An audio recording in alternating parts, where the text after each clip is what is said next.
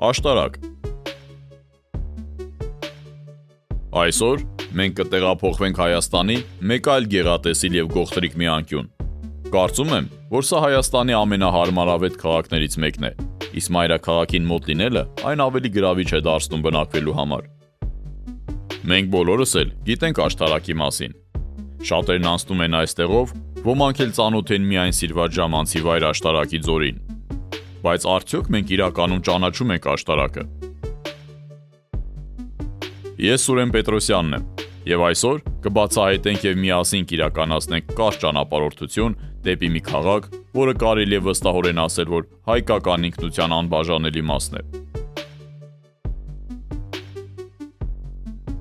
Աշտարակի պատմությունը սկսվում է միջնադարյան տաճարներից ու հայտնի գրավոր աղբյուրներից շատ ավելի վաղ։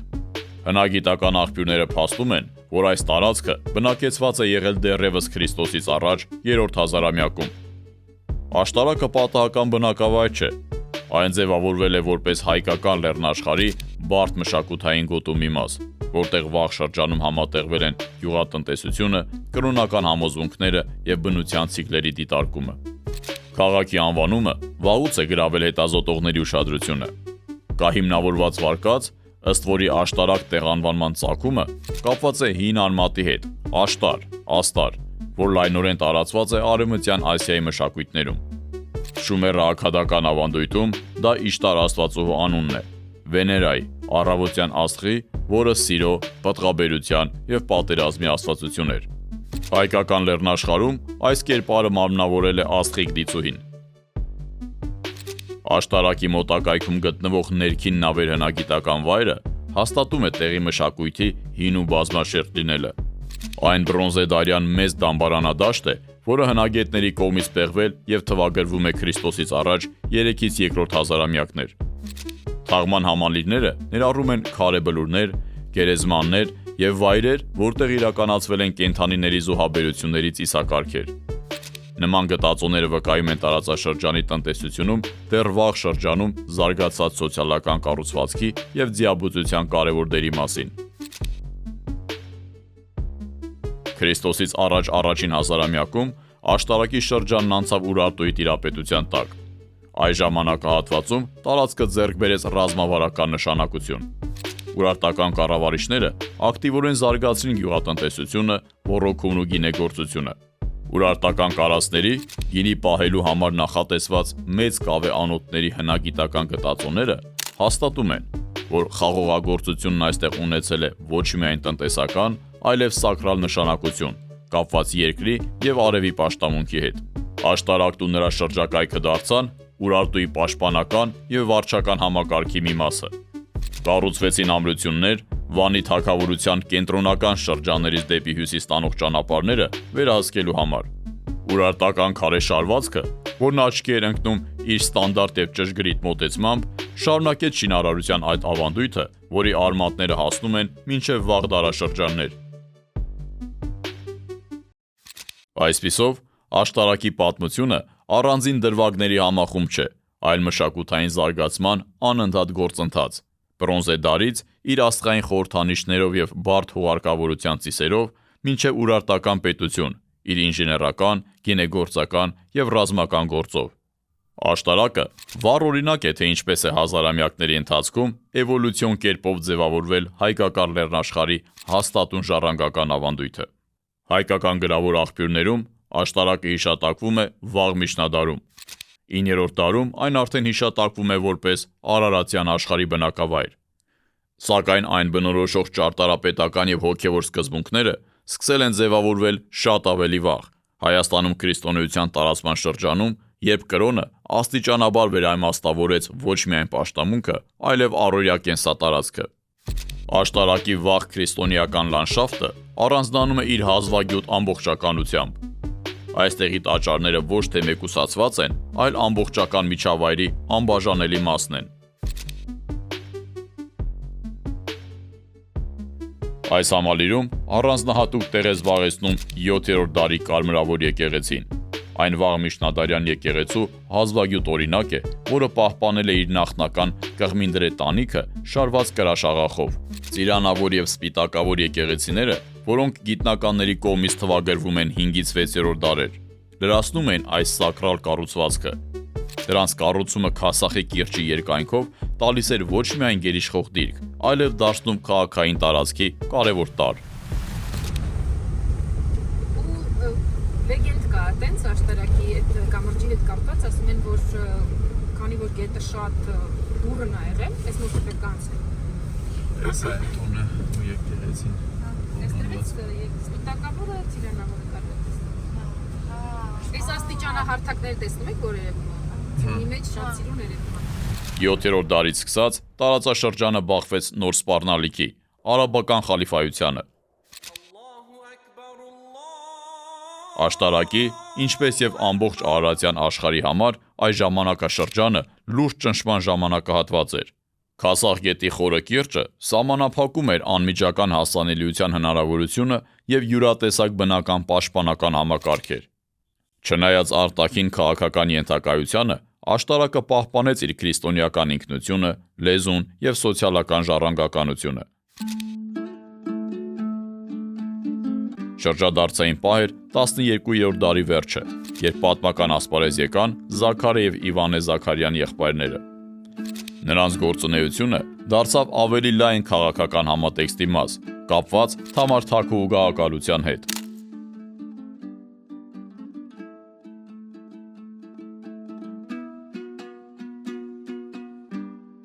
Վրաց Թագուհին գահակալեց Վրաստանում նրա քաղաքական եւ մշակութային ամենամեծ վերելքի շրջանում։ Այդ ժամանակի Վրաց թագավորությունը տարածաշրջանում քրիստոնեական կարևոր հենարան էր։ Թամար Թագուհու օրոք Վրաստանը հասավ փառքի եւ նրա ազդեցությունը տարածվեց վրացական ավանդական տարածքներից դուրս։ Հատկապես ուշագրավ են երկու հարևանների հարաբերությունները, որոնցից մեկը բարգավաճման շրջան էր ապրում, իսկ մյուսը իր ամենադժվար շրջաններից մեկը։ Հենց այս շրջանում հայ-վրացական փոխհարաբերությունները համարվում են միջնադարյան դաշինքի ամենաարդյունավետ օրինակներից մեկը։ Զաքարը եւ Իվանե Զաքարյանները զբաղեցնում էին վրացական արքունիքի ամենաբարձր պաշտոնները։ Զաքարեն Վրաստանի ամիրսպասալարն էր, այսինքն Վրաստանի սպարապետը, իսկ Իվանեն պետական գործիչ, որը պատասխանատու էր կառավարման ինչպես նաեւ ժառանգների կրթության համար։ 1190-ական թվականներին Զաքարյանները արշավանք սկսեցին Հայաստանը սելջուկների տիրապետությունից ազատագրելու համար։ Աշտարակն այդ արշավանքների ընթացքում ազատագրված տարածքների շարքում էր։ Ուսումնասիրողները շատ հաճախ այս ժամանակաշրջանը համարում են հայկական մշակութային եւ քաղաքական վերածննդի փուլ, որը հիմնված էր Վրաստանի հետ դաշինքի եւ քրիստոնեական համերաշխության վրա։ Աշտարակի համար այս շրջանն ավարտվեց 1281 թվականին Սուրբ Մարինե եկեղեցու կառուցմամբ, որն ուներ գերիշխող դիրք քաղաքի նկատմամբ։ Զաքարյանների ժամանակաշրջանի ավարտից հետո Աշտարակը, ինչպես եւ հայկական լեռնաշխարհի մեծ մասը, մտավ քաղաքական անկայունության երկարատև շրջան։ 13-րդ դարի վերջից սկսած տարածաշրջանը հայտնվեց արտաքին ճնշման հաջորդական ալիքների տակ, որոնց ընթացքում կառավարման նախկին համակարգերը փլուզվեցին, իսկ բնակչությունը հարմարվեց կառավարման նոր ձևերին։ Արարատյան մարզի շատ շրջանների համար սա ժողովրդագրական եւ տնտեսական անկման ժամանակաշրջան էր։ Սկզբում տարածաշրջանը տուժեց մոնղոլական ներխուժումների հետևանքով, ապա անցավ թուրքական ցեղային կոնֆեդերացիաների, կարակոյունլուների եւ աղկոյունլուների տիրապետության տակ։ Մինչ շրջակա տարածքի մեծ մասն ավերվել էր եւ շատ բնակավայրեր լքվել կամ անհետացել էին, Աշտարակին հաջողվել էր խուսափել լիակատար ավերածություններից։ 16-ից 18-րդ դարերում տարածաշրջանը հայտնվեց Օսմանյան կայսրության եւ Սեֆյան Իրանի միջև հակամարտության գոտում։ Այս ամենի հետևանքով Աշտարակը դարձավ Երևանի խանության մաս եւ կառավարվում էր թուրքական ռազմավարչական վերնախավի կողմից։ Քրիստոնեական բնակչությունը պահպանեց իր կրոնը եւ ներքին ինքնակառավարումը, բայց հայտնվեց ենթակա կարգավիճակում։ Քաղաքը պահպանեց իր դերը որպես տեղական քրիստոնեական եւ համայնքային կենտրոն։ Աշտարակցիները շարունակեցին մշակել խաղողի այգիներ եւ պահպանել եկեղեցական շենքերն ու ենթակառուցվածքները։ Հատկանշական է 1664 թվականին Իրանի հաստատուն տիրապետության շրջանում կամրջի կառուցումը Քասախ գետի վրայով։ Այս կառույցը վկայում է համայնքի տնտեսական, ինժեներական եւ կազմակերպչական կարողությունների պահպանման մասին, նույնիսկ արտաքին վերահսկողության ներքո։ 19-րդ դարի սկզբին տարածաշրջանի քաղաքական իրավիճակը սկսեց փոխվել։ Հայ բնակչության հույսերը գնալով կապվում էին քրիստոնյա-ռուսական կայսրության դեպի հարավ առաջխաղացման հետ։ Աշտարակի համար, որը Էջմիածնին շատ մոտ էր գտնվում, սա առանձնահատուկ նշանակություն ուներ։ Քաղաքը հայտնվեց ռուս-պարսկական պատերազմների թոհուբոհում։ Շրջանի հանգուցալուծումը 1827 թվականի օգոստոսին Օշականի մոտ տեղի ունեցած ճակատամարտն էր։ Արշավանքի ընթացքում Պարսկաստանի թագաժառանգ Աբբաս Միրզան հարձակման փորձ արեց Էջմիածնի վրա, պաշարելով վանքը մոտ 30,000-անոց ուժերով։ Աշտարակից պաշարվածներին օգնելու մեկնեց մոտ 3000 զինվորներից բաղկացած մի ջոկատ գեներալ-լեյտենանտ Աֆանիսի Կրասովսկու հրամանատարությամբ։ Ջոկատը շարժվում էր ծայրահեղ շոգի եւ ջրի խիստ պակասի պայմաններում։ Էական դեր խաղացին Աշտարակի եւ Օշականի հայ բնակիչները, ցուցաբերելով օժանդակ ու հետախուզական աջակցություն, օգնելով մատակարարման եւ տեղանքում կողմնորոշվելու հարցում։ Այս ճակատամարտում հաղթանակը եւ դրան հաջորդած Երևանի գրավումը տարածաշրջանում վերջ դրեցին խանի կառավարման համակարգին։ 1828 թվականին կնքված Թուրքմենչայի խաղաղության պայմանագիրը ապահովեց Արևելյան Հայաստանի անցումը ռուսական կայսրությանը։ Այսպիսով, Աշտարակը դարձավ այն հազվագյուտ հին բնակավայրերից մեկը, որը կարողացավ գոյատևել մինչև 19-րդ դարը, պահպանելով իր բնակչությունը, լեզուն եւ հավատքը։ Աշտարակի մասին խոսելիս չենք կարող չանդրադառնալ առավել նշանավոր մարդկանց։ Այդ նշանավոր մարդկանցից մեկն էր Թորոս Շահ Ազիզյանը, նույն ինքը Ամենայն հայոց 122-րդ կաթողիկոս Ներսես Աշտարակեցին, ով ծնվել է 1770 թվականի փետրվարի 13-ին Աշտարակում։ Ներսես Աշտարակեցին նախնական կրթությունը ստացել է Էջմիածնում։ Արդեն այդ ժամանակահատվածում ձևավորվել է նրա ըմբռնումը եկեղեցու առանցքային դերի մասին։ Այս փոփոխվող ժամանակաշրջանի ուշագրավ նվաճումը 1824 թվականին Թիֆլիսում Ներսես Աշտարակեցու կողմից հիմնադրված եւ հետագայում նրա անունով կոչված հայտնի դպրոցն է։ Խոսքը Թիֆլիսի Ներսիսյան դպրոցի մասին է։ Այն հայերի համար լեգենդար վայր է։ Ներսիսյան դպրոցը դարձավ հայ մտավորականության ձևավորման առաջին համակարգված կենտրոնը։ Դպրոցի պատմության մեջ առանձնահատուկ նշանակություն ունի Խաչատուր Աբովյանի, դպրոցի առաջին աշակերտներից մեկի կերպարը, ով հետագայում պետք է ղեկավարեր Հարազատ դպրոցը, բայց անհետացավ Թիֆլիս գնալու ճանապարհին խորհրդավոր պայմաններում։ Այնուամենայնիվ, Ներսիսյան դպրոցի ազդեցությունը ավելին էր, քան մեկ ուսումնական հաստատությունը։ Դպրոցի շրջանավարտերի մեջ կային գործիչներ, որոնք շատ կարևոր դեր են խաղացել թե 19-րդ եւ թե 20-րդ դարերում։ Ի թիվս տարբեր նշանավոր մարդկանց այդ դպրոցում են սովորել նաև Անաստաս Միկոյանը եւ Ստեփան Շահումյանը, իսկ հայ գործարար Մանթաշյանցը հովանավորել է այն։ Ուսանողների մի մասը կազմակերպված կերպով ուղևորվել է Թիֆլիսից հեռու պատմական Հայաստան գիտելիքները երիտասարդներին եւ պատանիներին փոխանցելու նպատակով։ Այդ պատանիներից մեկը Եփրեմ խանն էր։ Չնայած այնտեղ սովորողները ունեին քաղաքական շատ տարբեր հայացքներ, սակայն բոլոր աշակերտները միավորվում էին կաթողիկոս Ներսես Աշտարակեցու կողմից հիմնադրված դպրոցի շուրջ։ Ներսես Աշտարակեցու կյանքում ամեն ինչ հարթ չէր ընթանում, թեպետ նա Նիկոլայ առաջին կայսրից ստացել էր Ալեքսանդր Նևսկու առաջին աստիճանի շքանշան, կային փուլեր, երբ նա բացահայտ հակադրվում էր ռուսական վարչակազմին։ Կար մի ժամանակահատված, որ նույնիսկ ամեն կերպ փորձում էին չեզոքացնել նրա ազդեցությունը, որի շրջանակներում նաև տեղի էին ունենում տարբեր աքսորներ։ Սակայն հայ ժողովուրդը կատարեց իր ընտրությունը։ Չնայած տարբեր տարատեսակ ճնշումների եւ սահմանափակումների, Ներսես Աշտարակեցին դարձավ ամենայն հայոց կաթողիկոս։ Ինչպես եւ վայել է կաթողիկոսներին, Աշտարակեցին ամփոփված է Էջմիածնում, բայց նրա կենսագրությունն անբաժանելի է իր հայրենի Աշտարակ քաղաքից։ Աշտարակի պատմության մեջ Ներսես Աշտարակեցին առանձնահատուկ տեղ է զբաղեցնում, որպես ռազմավարական մտածողության մարդ, ով ցույց տվեց, թե ինչպես պետք է քրիստոնեական արժեհամակարգն ու փիլիսոփայությունը արտահայտվի ամենօրյա կյանքում։ Աշտարակում են ծնվել նաև շատ այլ նշանավոր մարդիկ։ Ամենավառ օրինակներից մեկը Պերճ Պռոշյանն է, ով ծնվել է արհեստավորի ընտանիքում։ Նա պատկանում էր Ներսիսյան դպրոցի միջավայրում ձևավորված հայ աշխարհիկ մտավորականների առաջին սերնդին։ Այնտեղ ստացած կրթությամբ է պայմանավորված նրա ընտրությունը։ Պերճ Պրոշյանը դարձավ առաջին գրողներից մեկը, որը գրական կերպարանք ու պատմական արժանապատվություն հաղորդեց հայ գավառական կյանքին։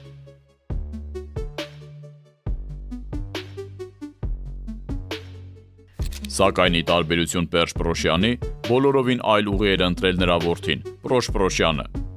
Նույն միջավայրում մեծանալով նա հորից ժառանգել էր արդարության զգացումը եւ կապվածությունը հողի հետ։ Սակայն 20-րդ դարի սկզբի պատմական համատեքստը պահանջում էր գործել այլ տրամաբանությամբ։ Եթե հոր համար ծառայությունը նշանակում էր մշակութային կոդի պահպանում եւ փոխանցում, ապա որդու համար այն սոցիալական իրականությունը արմատապես վերափոխելու փորձ էր։ Պրոշ Պրոշյանը դարձավ կուսակցական, ձախ հայացքների ամենաակտիվ եւ սկզբունքային դեմքերից մեկը։ Նա ակտիվ մասնակցություն ունեցավ ռուսական հեղափոխության գործում։ Առաջին խորհրդային կառավարության կազմում նա զբաղեցրեց ժողովրդական կոմիսարի պաշտոնը, ինչպես նաև ներգրավվեց Գերագույն ռազմական խորհրդի կազմում։ Այն խորհրդային Ռուսաստանի զինված ուժերի ռազմավարական ղեկավարման մարմինն էր։ Սկզբում խորհրդի կազմում ընդգրկված էին զինվորական առաջնորդ գեներալ Բոնչ Բրուևիչը, Շուտկոն եւ ինքը Պրոշյանը։ Հատկանշական է, որ նույնիսկ Լենինը, չնայած նրանց միջև հետագայում առաջացած խիստ քաղաքական տարաձայնություններին, միշտ նկատել է Պրոշյանի անձնական անկեղծությունն ու գաղափարական հետևողականությունը։ Լենինը նրան համարում էր արժեքավոր գաղափարների մարդ, որը գործում էր ներքին համոզմունքով, այլ ոչ թե հաշվարկով։ Պրոշյանի սկզբունքայնությունը կարելի է նկատել բոլշևիկների հետ նրա հարաբերությունների խզման մեջ Բրեստ-Լիտովսկի խաղաղության պայմանագրի պայմանների պատճառով։ Պրոշյանի համար, ով դաստիարակվել էր հողին կապված լինելու սկզբունքով, քաղաքական փոխզիջման համար տարածքներից հրաժարվելը բարոյապես անընդունելի էր։ Այս բախումը դարձավ հեղափոխական ինտերնացիոնալիզմի եւ ժողովրդասիրության միջև խոր հակասության դրսեւորում։ Պրոշ Պրոշյանը կյանքի վերջին ամիսներն անցկացրել է թաքնված եւ մահացել տիֆից նախկին դաշնակիցների կողմից թշնամի հռչակվելով։ Նրա ճակատագիրը մի օրինակ է, որը ցույց է տալիս, թե ինչպես կարող է մարդու սկզբունքայնությունը վեր լինել կարգավիճակից, իշխանությունից եւ պաշտոնից։ Հայր է որդի Պրոշյանների միջև կապը չի սահմանափակվում արյունակցական կապով։ Այն արտացոլում է ժողովրդին ծառայելու երկու հնարավոր ուղիներ։ Պերճ Պրոշյանը ձգտում էր պահպանել ինքնությունը մշակույթի, լեզվի եւ հիշողության միջոցով։ Պրոշ Պրոշյանը փորձեց այդ ինքնությունը փոխակերպել քաղաքական գործողությունների եւ ժողովրդի համար սոցիալական փոփոխությունների։ Երկու ուղիներն էլ պատմական կարևոր եւ առանցքային նշանակություն ունեին։ Այս ամենում բնականաբար վառ դրսևորվում է աշտարակի բնույթը, որպես մի միջավայր, որտեղ ձևավորվում են մարդիկ, որոնց համար բնական է հողի ու ժողովրդի նկատմամբ պատասխանատվությունն ու արժանապատվությունը։ Աշտարակը մայրաքաղաք չէր, քաղաքական օրակարգ չէր ձևավորում եւ հազվադեպ էր հայտնվում խոշոր պատմական որոշումների կենտրոնում։ Նրա դերն այլ էր՝ պահպանել ինքնությունը եւ կյանքի շարունակականությունը այնտեղ, որտեղ այն ամենից հաճախ էր ընդհատվում։ Աշտարակն ապրել է արաբական տիրապետության, քոչվորական, խանական կառավարման, կայսրական պատերազմների եւ 20-րդ դարի հեղափոխական ցնցումների շրջաններ։ Նա չի խուսափել կորստից ու անկումից, բայց կարողացել է խուսափել ամենակարևորից՝ ինքնության կորստից եւ անհետացումից։ Երբ Արարատյան դաշտի մեծ մասն ավերվել էր, աշտարակը կարողացավ պահպանել իր համայնքը, տնտեսական կացութաձևն ու եկեղեցին։ Աշտարակը անվանի հայորդիներ է տվել հայ ժողովրդին։ Մեր խորին շնորհակալությունն ենք հայտնում Նոնա Մելքումյանին աշտարակի մասին հրաշալի եւ արժեքավոր պատմությունների համար։ Երբ լինեք աշտարակում, փորձեք այս անգամ քաղաքին նայել այս վեհ եւ նշանավոր մարդկանց պրիզմայով։ Ձեզ հետ է Սուրեն Պետրոսյանը։ Կհանդիպենք Հայաստանի մեկ այլ անկյունում։